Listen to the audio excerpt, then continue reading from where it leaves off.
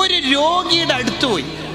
ആ രോഗി എന്ന് പറഞ്ഞാൽ ഫുട്ബോൾ കളിക്കുമ്പോൾ കാല് തെന്നി അവൻ്റെ കാലിൻ്റെ എല്ല് പൊട്ടിയിട്ട് സ്റ്റീൽ ഇട്ടിട്ടോ ഓപ്പറേഷൻ ചെയ്തിട്ടോ ഉണ്ട്. അപ്പുറത്തെ വീട്ടിലേക്ക് അയൽവാസിയായ സ്ത്രീ പോയിട്ട്, നിന്റെ വികല് കണ്ടത് ഞാൻ വിചാരിച്ചിന്റെ 2 കാലും പൊട്ടി. അയ്യേ, ഇങ്ങനെ പറയണ്ടത് സുഖുണ്ട മോനെ, ആ റാത്താ മോനെ വീണു പോയതല്ലേ. അങ്ങനെയാണ് കുട്ടികളോട് പറയേണ്ടത്. ഇതാണ് ഇസ്ലാം. രോഗിക്ക് പ്രയാസമുള്ള ഒന്നും പറയരുത് എന്ന് ഇസ്ലാമിലില്ലേ? രോഗിയോട് പാലിക്കേണ്ട കുറെ മര്യാദകളിൽ ഇസ്ലാം പറയണത് എന്താ? രോഗിയുടെ അടുത്ത് കുറച്ച് സമയം ഇരിക്കാൻ പറ്റും. കുറേ സമയം ഇരിക്കൽ സുന്നത്താണ്. ആർക്ക്? രോഗിക്ക് നമ്മൾ ഇരുന്നാൽ ആശ്വാസമാവുമെങ്കിൽ കുറച്ചധികം സമയം ഇരിക്കാം.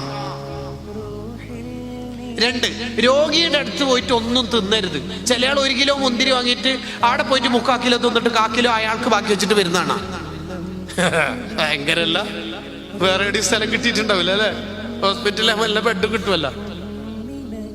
അങ്ങനെയല്ല. 3ാമത്തേതാണ് ഈ പറയുന്നത്, രോഗിക്ക് പ്രയാസം തോന്നുന്നു ഒന്നും പറയരുത്.